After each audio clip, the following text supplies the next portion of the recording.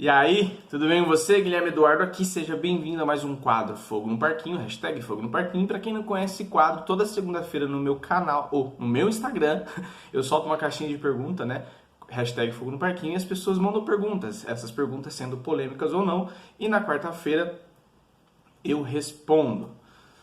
E aí, pra gente começar, antes de qualquer coisa, me segue no Instagram, se inscreve no meu canal do YouTube, curte o vídeo, compartilha, ajuda essa família a crescer, ajuda essas informações, né, a chegar em outras pessoas, nos seus amigos. Divulga, compartilha, porque assim você vai estar ajudando não somente a você e a mim, mas também a outras pessoas. Porque, claro, você também me ajuda quando você faz isso, tá? Vamos para as perguntas. Me perguntaram o seguinte: Guilherme, suicídio é pecado? E a questão da depressão é falta de fé, né? Suicídio é falta de fé? Outra pergunta que me fizeram: o que você acha do aborto? O que você acha dos católicos que defendem o aborto? E os seminaristas que defendem o aborto? O que a igreja diz a respeito sobre isso? Bom, vamos lá. Depressão é falta de fé? Não, não é falta de fé. Depressão nós sabemos, né, que é, na verdade, um problema no cérebro. É um problema de saúde. A gente sabe disso. E aí, muitas vezes, é algo tão sério, não só a depressão como a ansiedade, que às vezes o indivíduo passa a pensar um pouquinho de besteira. E, e às vezes até o suicídio. E aí nós perguntamos, suicídio é pecado? Bom, o suicídio em si, a igreja ela diz que e é um pecado grave, porque na questão aqui você vai estar, este pecado é contra a regra de ouro, né, que é amarás o próximo como a ti mesmo, e ao quinto mandamento, que é não matarás. Porque Deus é o Deus da vida, é Ele quem me deu a vida, somente Deus pode tirar a vida, né? Então, é um pecado grave. Mas e aí? Quem comete suicídio vai para o inferno? Bom, a igreja ela não deixa claro que vai para o inferno, né? Papa Francisco uma vez disse o seguinte: o suicídio seria como fechar a porta à salvação, mas tenho consciência de que nos suicídios não há plena liberdade. Pelo menos acredito nisso. Ajuda-me o que o Curadares disse à viúva cujo esposo se suicidou jogando-se de uma ponte em um rio. Disse: Senhora, entre a ponte e o rio está a misericórdia de Deus. Então isso é maravilhoso, né? Entre a ponte e o rio está a misericórdia de Deus. E o suicídio também, ou seja, qualquer pecado em si, o não matarás, ele tem que ocorrer de uma forma deliberada, ou seja, consciente e livremente. O suicida, né, na questão da depressão, muitas vezes ele não está fazendo isso de uma forma tão consciente assim. Às vezes ele tá porque o suicida, para chegar ao ponto de suicidar-se, ele já planejou isso há muito tempo. Mas ali dentro tudo tá o desespero, tá o medo, tá muita coisa envolvida. Então assim, de praxe, é pecado e pecado grave, né? Se você morre em pecado grave, que é suicídio, aparentemente você vai para o inferno. Mas tudo nesse tempo todo você tem que contar com a misericórdia de Deus, porque é difícil você chegar e falar assim: essa pessoa se suicidou, ela estava bem da cabeça, não, cara, tava um sofrimento, uma bagunça, uma coisa dentro da pessoa que eu não imagino como é, porque eu nunca tive. Então assim, é difícil isso, é difícil pra caramba mesmo. E aí eu queria dizer o seguinte, que como o autor, o dono da vida é Deus, ele deu para que cada um de nós a leve à plenitude aqui na terra e devemos recebê-la com reconhecimento e preservá-la para a sua honra e salvação das nossas almas. É o que o catecismo vem dizer. Então, outra coisa, ele fere o mandamento do amor ao próximo, né? Pois o suicídio priva o outro do dom de si, né? Quebrando injustamente os laços de solidariedade com a sociedade familiar, nacional e humana, em relação às quais temos obrigações a cumprir. O suicídio é contrário ao amor do Deus vivo, que é o Catecismo 2281 vem dizer também. Só que, como eu disse, tem o grau de responsabilidade. Então, o catecismo vem também dizer, não se deve desesperar da salvação eterna das pessoas que se suicidaram. Deus pode, por caminhos que ele só conhece, oferecer-lhes a ocasião de um arrependimento salutar. A igreja ora pelas pessoas que atentaram contra a própria vida, que é o Catecismo 2283. Vem dizer isso também. Então, às vezes, no momento do ato que você está fazendo, no último momento você pode ter se arrependido.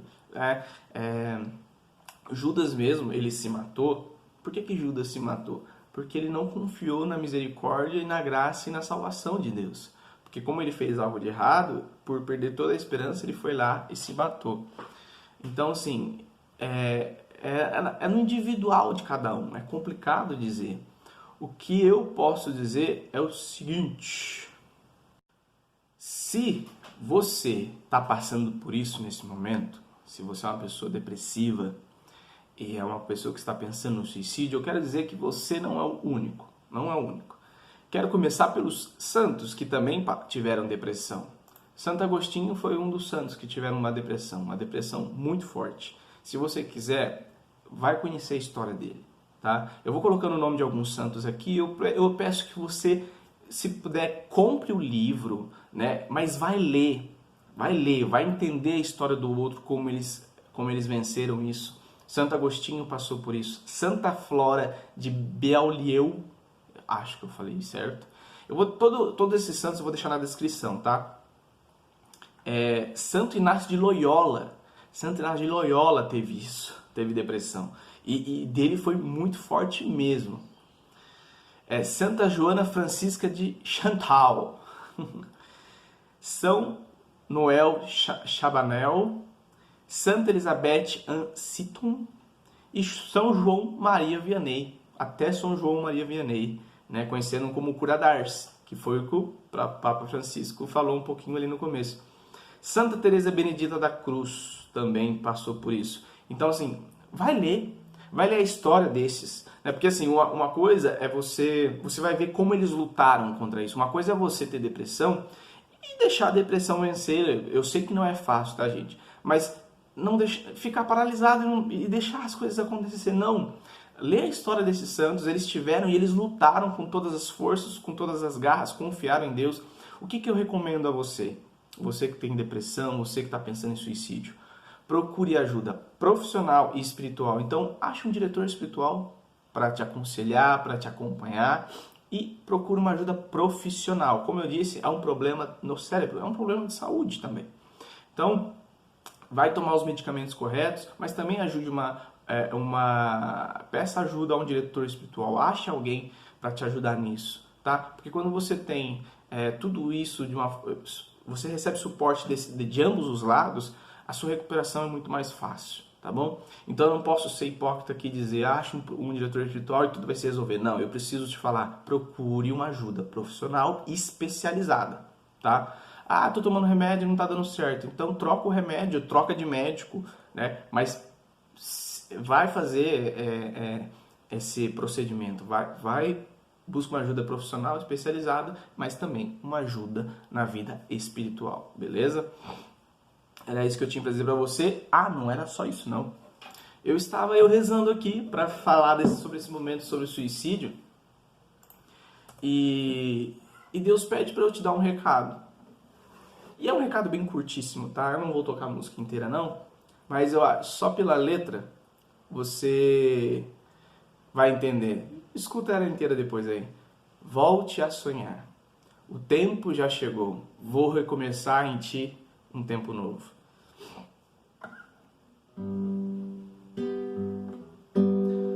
Vou reescrever mais uma vez minha história de amor com você. Vou derramar o meu espírito que é amor. Vou reescrever mais uma vez minha história de amor com você. Vou derramar o meu espírito que é amor.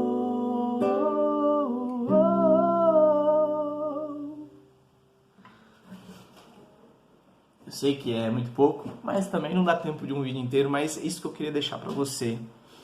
Deixa Deus te amar, sabe? Recomece, reescreve essa história tua junto com Deus, porque Ele te ama, Ele te espera, Ele te quer e Ele quer te fazer muito feliz. Então dá essa chance para Deus, beleza? Vamos para a próxima pergunta. Guilherme, o que você acha do aborto? Bom, eu não tenho que achar nada. Eu tenho que ver o que a igreja diz. E a igreja diz que é pecado grave, é um pecado mortal. E quem comete este pecado já é excomungado. No Catecismo 2270 vem dizer o seguinte: a vida humana deve ser respeitada e protegida de modo absoluto, a partir do momento da concepção. Desde o primeiro momento de sua existência, deve ser reconhecidos a todo ser humano os direitos de pessoa, entre os quais o direito inviolável de todo ser inocente à vida. Antes de se formar no ventre materno, eu te escolhi. Antes que saísse do seio da tua mãe, eu te consagrei. Jeremias 1,5, né? Então, a igreja ela possui o Código de Direito Canônico e uma de suas seções trata justamente das penas espirituais. O aborto é um desses crimes tipificados pelo Código, o Canon 1398, diz que quem provoca aborto, seguindo-se o efeito, incorre em excomunhão latae setentiae, alguma coisa assim, não sei se eu estou pronunciando certo.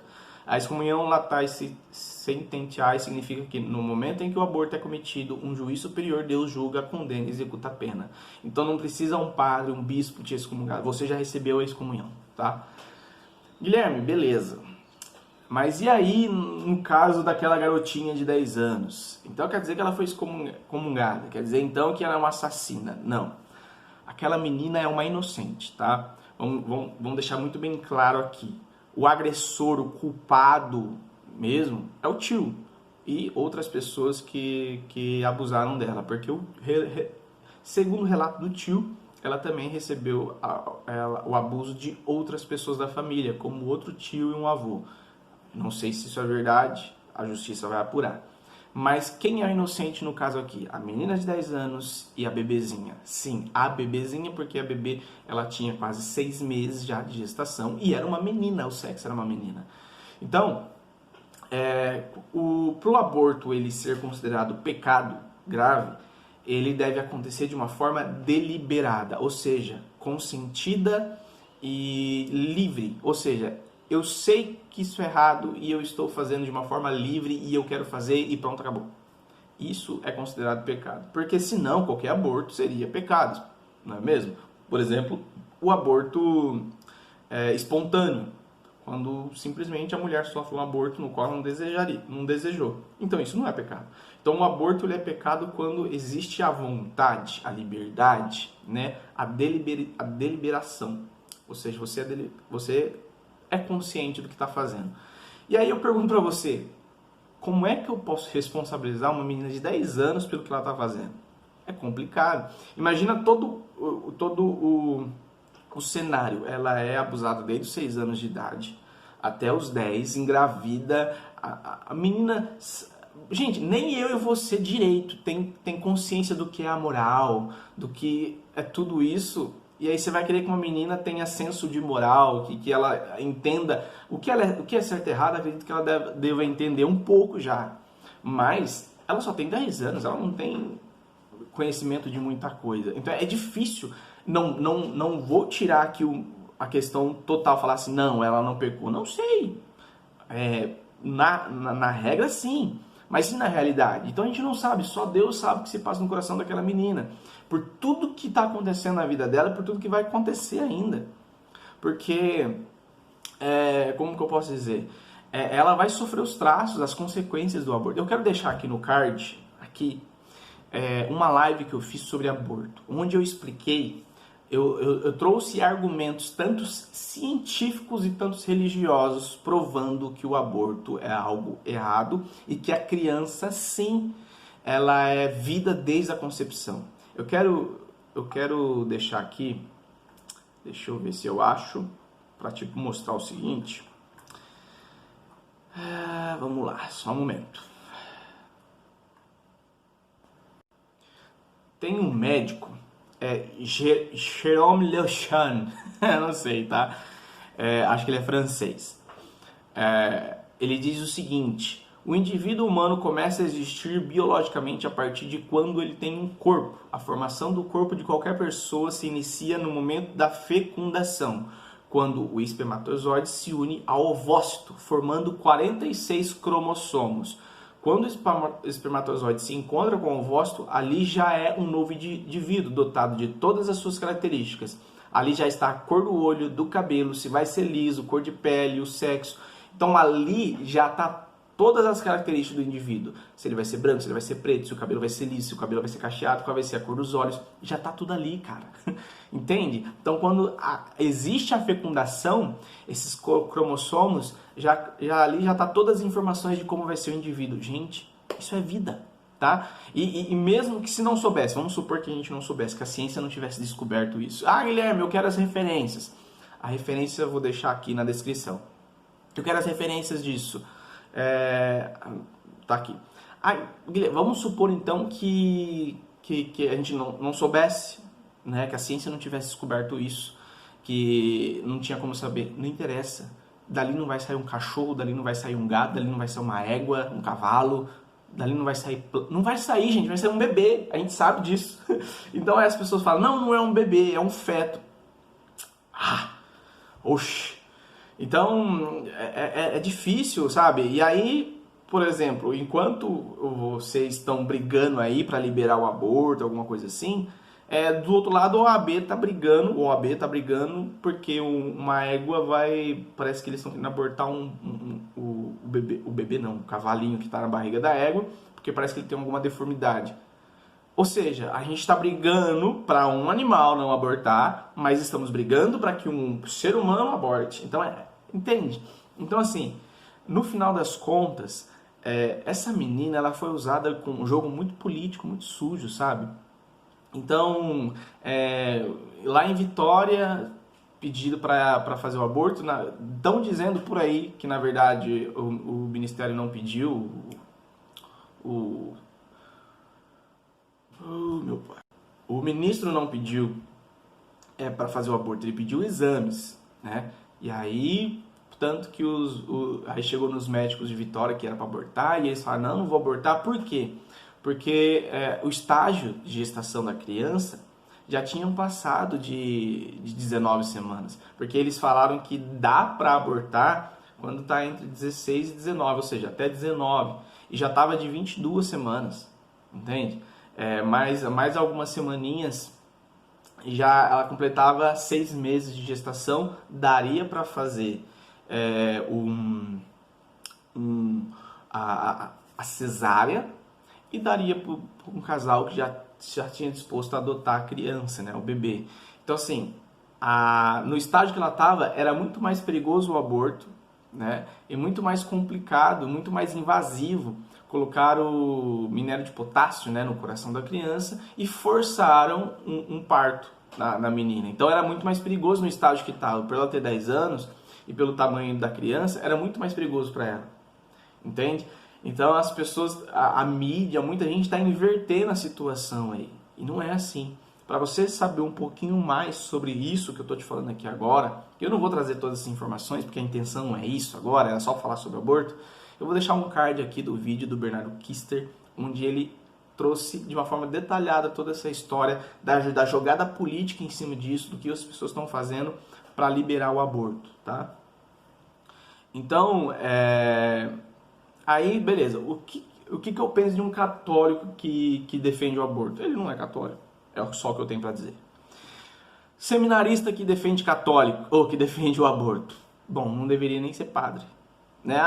O que a igreja pode fazer? Bom, se cair no conhecimento do bispo, vai da decisão dele ou não de tirar esse seminarista do seminário, entende? Porque como é que é um desserviço para a igreja católica um seminarista virar um padre que é a favor do aborto, entende? Então, assim, outra coisa que eu queria dizer para vocês, a menina, quem chamou a menina de assassino, cara, que falta de caridade, que falta de responsabilidade. São cristãos assim, que dá pano para manga para Bruna Marquezine, para Felipe Neto, para todas essas pessoas aí chegar falando que nós não somos cristãos, que a religiosidade mata e não sei o que. Gente, como eu falei, eu fiz um post no meu Instagram, Vou deixar aqui no link da descrição também, quem quiser ler, onde eu falei #aborto não, bom senso sim, que eu falei sobre o bom senso. Então, tem que ter bom senso, sabe? Tem que ter discernimento. Cada caso a gente tem que olhar para o indivíduo. Esquece, toda vez que acontecer alguma coisa, eu vou te ensinar toda vez que acontecer alguma coisa que a igreja fala que é errado, não fique jogando merda no ventilador só pela lei, só pela regra que a igreja coloca. Você vê o que a igreja fala, beleza, a igreja fala isso. Agora vamos ver a história dessa pessoa. Pá! Aí você vai ver. Então não tem como considerar uma menina de 10 anos uma assassina, gente. Não tem como, tá? Essa menina, ela precisa ser amparada, ela precisa ser cuidada, ela precisa receber todos o auxílio psicológico, principalmente agora. E eu quero dizer mais para você. Ela vai sofrer consequências grandiosas agora.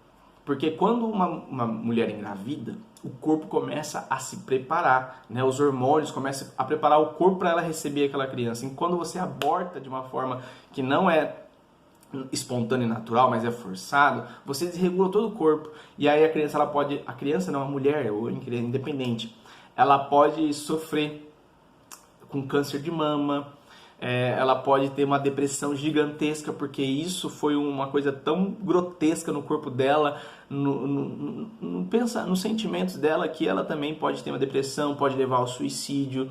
Então, assim, o aborto traz muitas consequências. E isso tudo eu falo junto com o médico, né, o Dr. Samuel, que eu fiz a live sobre aborto, né, à luz da fé e da razão, que eu já deixei no card um tempo atrás no vídeo. Se você quiser, você pode dar uma conferida.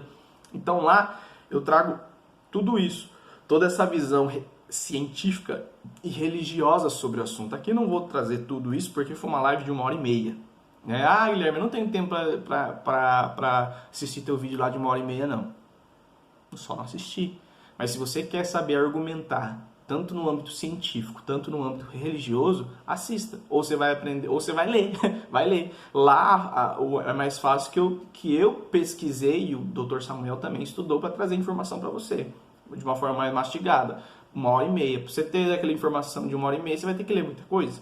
Então é aí você que decide. Então, assim, então, em caso de estupro, gente, o que eu tenho a dizer para vocês? Que a criança no ventre, ela não tem culpa. Não tem culpa nenhuma do que está acontecendo. E isso que é complicado, sabe? Vocês querem resolver um problema com outro problema. E não vai resolver esse problema com outro problema. Essa é a questão. É igual você falar assim... vamos resolver a pobreza, vamos matar todos os pobres. Mata todos os pobres aí que nós resolve a pobreza no mundo. É assim que você vai fazer? Não é. Então como é que você quer resolver uma coisa matando? Entende? Então assim, o que acabaria com a pobreza? Seriam serviços sociais, serviços públicos de qualidade, fomentando a economia, transformando a sociedade, melhorando a nossa própria educação, que é uma... né? Então, assim, quando você pensa nisso para resolver a pobreza, você pensa ao longo prazo. Agora, para resolver a questão do estupro, você quer resolver no imediato, que é o quê? Matando uma vida inocente, sendo que o estuprador não deixou de estuprar e a menina não deixou de ser estuprada. Então, quando você aborta, a menina continua sendo uma mãe de um bebê morto, estuprada, e o agressor continua sendo agressor. Então nós temos que achar alguma coisa para resolver isso. Uma das sugestões é a educação sexual. Só que não é essa educação sexual de merda que muitas vezes as pessoas por aí estão propondo, o governo também está propondo às vezes, que ensina a colocar uma camisinha, vai se masturbar e não sei o que, conhecer o... Não é assim. Você tem que ensinar a pessoa sobre o corpo humano, a importância do corpo humano, entende? Eu vi uma vez uma fotinha que mostraram para uma criança, né? Tava o corpo dela assim e tinha as áreas verdes, amarelas e vermelhas. A vermelhas era onde ninguém podia tocar. A verde tudo bem, e a laranja, amarela, né? Era questão de alerta. Ó, isso aqui, alerta, porque não é normal ficar tocando. Vermelho, então, nem pensar. Então, você vai ensinando a criança sobre isso. Não da forma que as pessoas estão propondo por aí, entende? Então, quando você ensina de uma forma sadia, e outra, na questão de idade também, dependendo da idade, você vai ensinando certas coisas para aquela criança. Então você não vai ensinar sobre de sexualidade avançada para uma criança. Não, quando a pessoa tiver um pouco mais de idade, um pouco mais adolescente, ou seja, a concepção de uma criança de 13, de 10, de 7, de 5 são totalmente diferentes. Então você tem que saber o que você vai fazer. E isso não sou eu quem tem que falar o que é, porque eu não sou educador. Eu não manjo desses paranauê. É o que eu ando escutando, que eu dou uma estudadinha por aí de como tem que ser. Entende?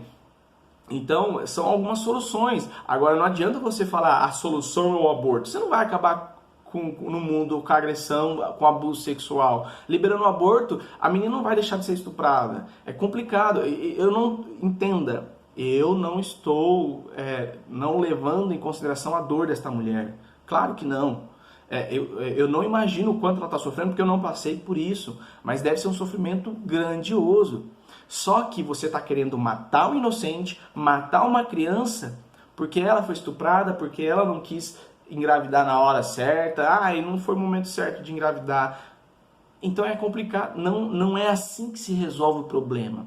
O estupro vai continuar existindo, o agressor vai continuar existindo. Então a sociedade em si tem que propor soluções. Proponha você uma solução, sabe? O governo propõe uma solução. Cadê a sociedade propondo soluções? Não tem propondo, mas existe, mas não é uma solução fácil, tem que se discutir sobre o assunto, tem que conversar sobre o assunto. A segurança nossa tem que aumentar. Entende? O problema às vezes está na nossa família também.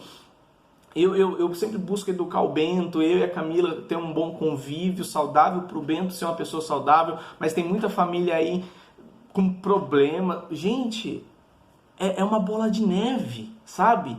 Um problema vai puxando o outro. O ser humano está tão doente ultimamente que está faltando o amor, que está faltando a caridade, está faltando muitas vezes a igreja, o cristão evangelizar de uma forma coerente, sensata, mas não fugindo da verdade. Mas às vezes a gente está evangelizando de uma forma tão agressiva que o mundo está criando ranço da gente. Mas também estamos sim sendo perseguidos, né, por dizer a verdade.